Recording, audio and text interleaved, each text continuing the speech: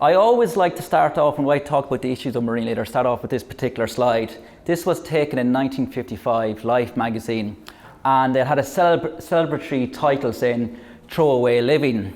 So when you read the article, it went on to describe that basically all the items falling from the sky would take a housewife up to 40 hours to actually clean them. But they were saying that with this new throwaway living, that this these longer activities would no longer be required. And I think it's always good to kind of start of where this actual change of this kind of single-use kind of lifestyle actually begun, and its roots are as far back as 1955. So some of the other speakers spoke about the whole issues of kind of in relation to plastics. It was like 6.3 billion tons produced since 1950, 9% has been recycled, 12% has been incinerated, and up to 79% has been dumped, has been put into landfill or entered into the marine environment. So when it comes to actually marine litter, 80% of it actually comes from land-based activities. And then within this, 70% of actually litter is made of plastic. But when you look at it, 50% of this particular actual plastics are single use. So we use them for 5 minutes, to take 5 minutes to create, and to take up to 500 years to break down. So when we look at marine litter, it comes from numerous different sources. So it's everything from recreational use in our beaches and in our parks, but also sewage related litter. So I'll talk about that later. That's everything from in our kind of sinks and in our toilets. But we often see things like in the transport industry, that's the source of litter as well, and obviously the fishing industry, and then in industry as well in our streets. So there's no kind of one source for marine litter, unfortunately. So the impacts. So the UN estimates by 2050 that 99% of all seabirds will have ingested some sort of forms of plastic, and currently it impacts 600 different types of marine species. And of them, 15% of them are actually endangered species. So, as I was saying, we've all seen the imagery of online with everything from from turtles kind of ingesting plastic bags to abandoned ghost netting, which is having a big impact with seals and dolphins and stuff like that. But also, we're now seeing is the impact of microbeads and plastics and microplastics that are entering in actually the food chain and that.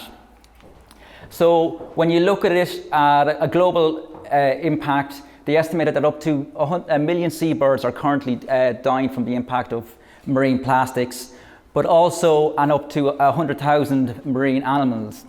But it's interesting because the different species are affected differently. So you look at things like the fulmar bird, which is a surface area feeder, that is having a massive impact in relation to the impact of marine plastics.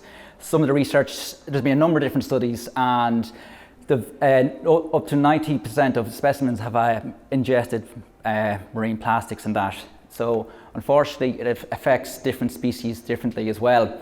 And the one thing, what really kind of brings it back is this, when Carl Sagan talked about the pale blue dot, like when you look at our planet, it is 70% plus is covered in water, and everything with the oceanic currents, it's also interconnected.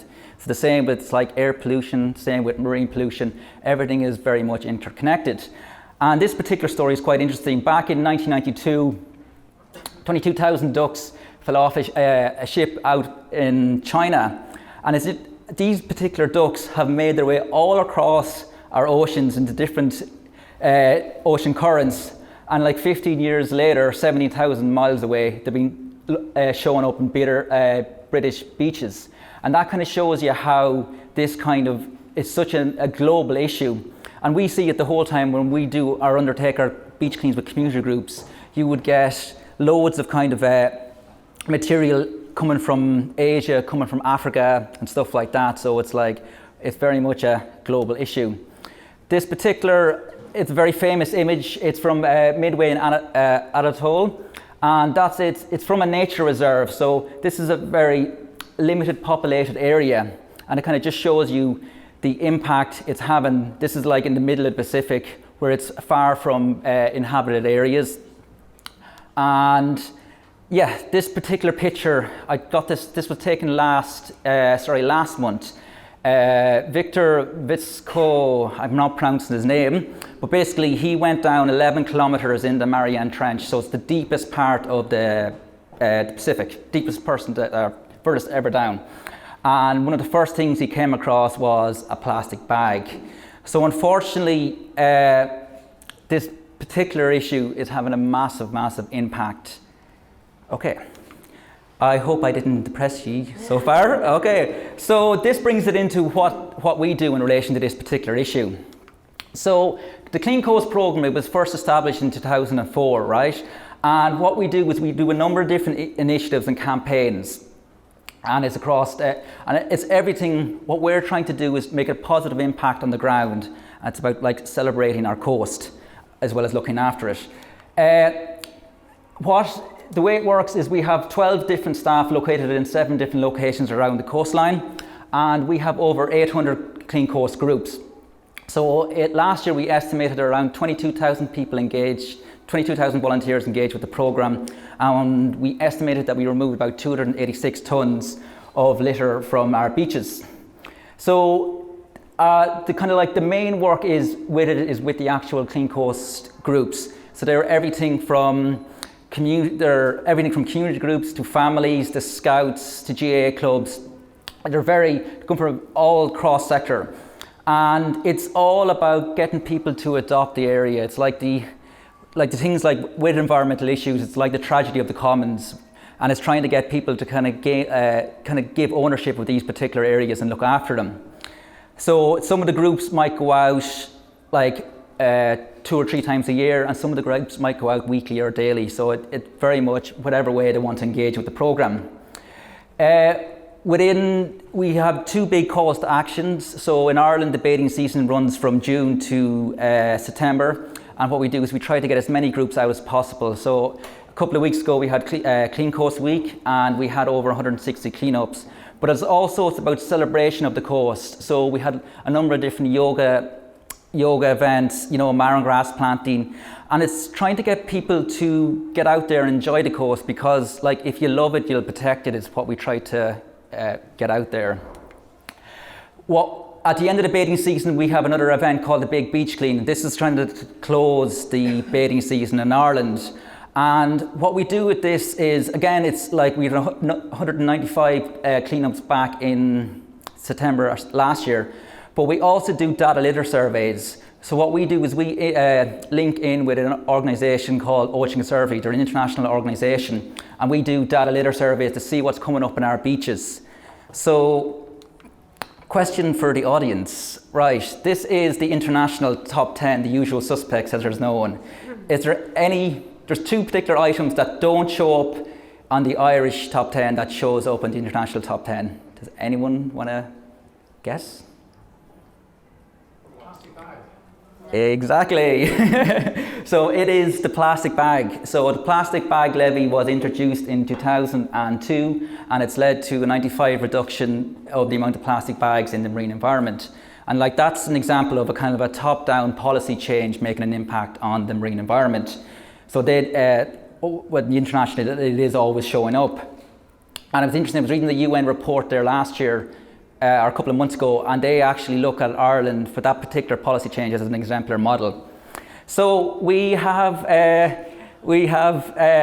do corporate volunteering. I think someone spotted someone to know there. Yeah. So we also do corporate volunteering as well. This is something that's quite popular in the Dublin region, because there's with the amount of kind of tech companies and etc.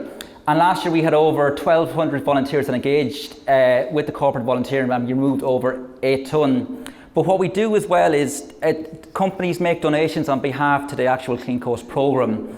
And what we do with that money is that's actually given back to our community groups as a grant scheme, so they can apply for different material for their community groups. And last year we gave out 26,000 in grants to that particular project. So you can see it's a giving back in that regard. So these companies are making a double impact.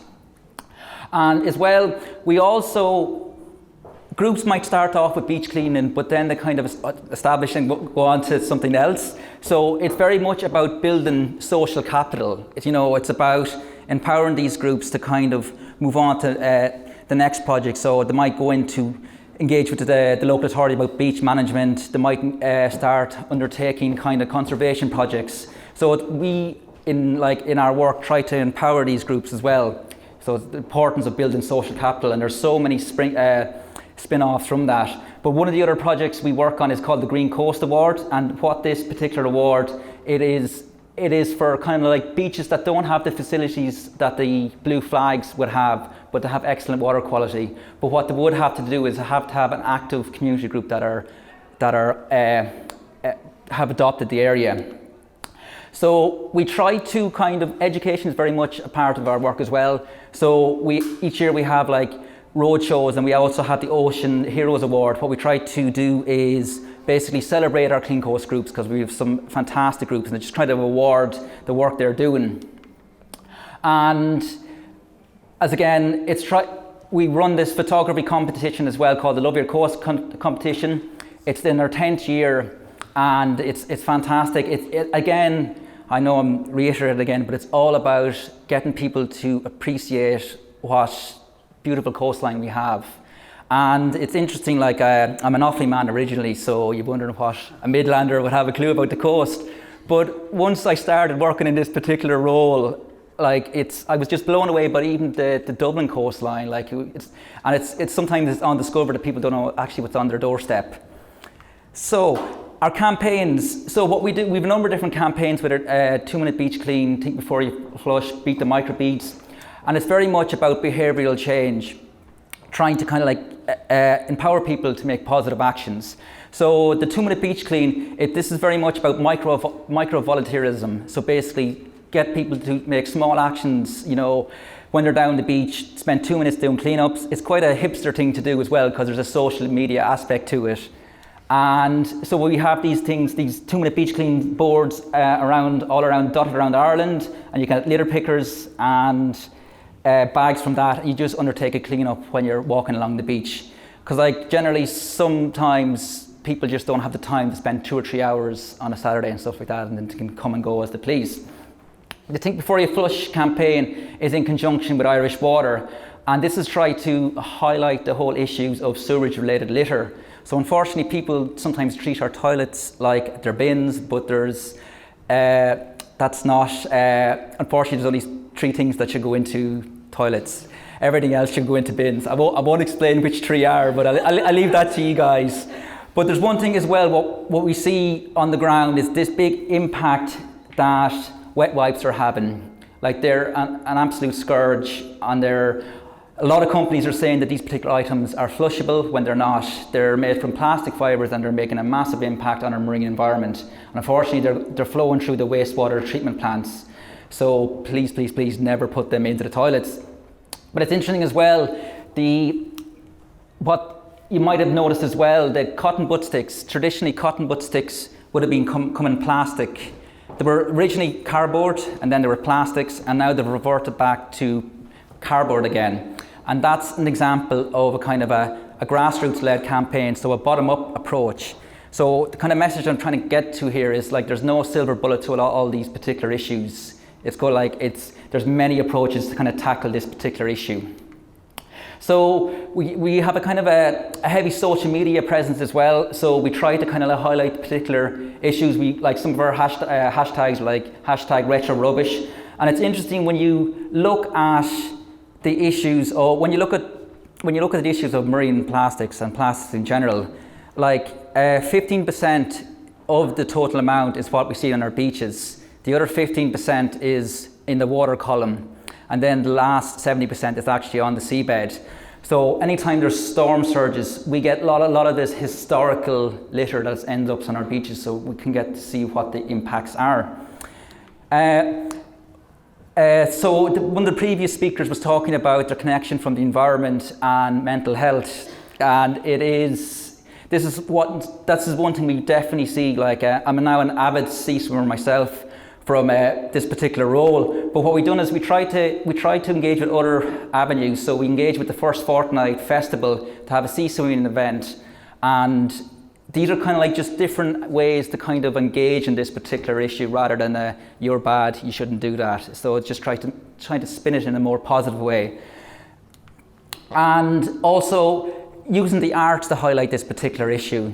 One of our groups collected over 19 sacks of rubbish through the summer season last year, and they were based out at the 40-foot.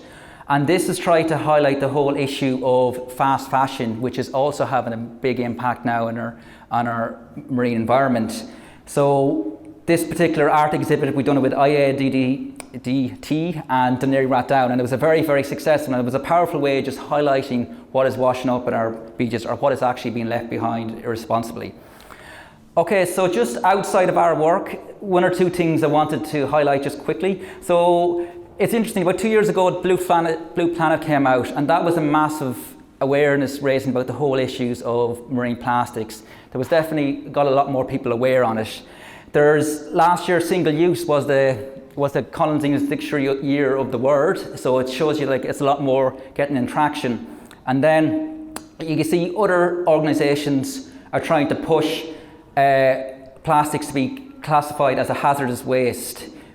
And then obviously with Leslie talking about the zero waste movement and stuff like that. So there's lots of kind of different things that are currently happening globally that are making kind of big impacts. And when you look at it kind of like in Ireland, we have kind of a couple of kind of downstream kind of campaigns like the Refill campaign and the Conscientious Cup. They're trying to highlight the whole issues of single-use items. But it's not just, it's interesting, I was talking to some of the people who work at these organisations, and it's not just about like, it's only a cup and stuff like that. It's just about changing that whole mindset that this throwaway living, everything is so interlinked when it comes to environment. Like the last speaker spoke about, these coffee cups coming 3,000 miles away and stuff like that. Every time you use certain items, there's energy in using that, and unfortunately the big challenge we're coming up against now is climate change as well. We've a lot of kind of grassroots campaign around Friends of the Earth has made a big impact, and then obviously EU has bringing up new legislation for 2021 in relation to reducing single-use plastics. In Ireland, the Green Party have tried to push forward a deposit return system which has been quite successful in other countries. So that's it. Thank you very much, guys.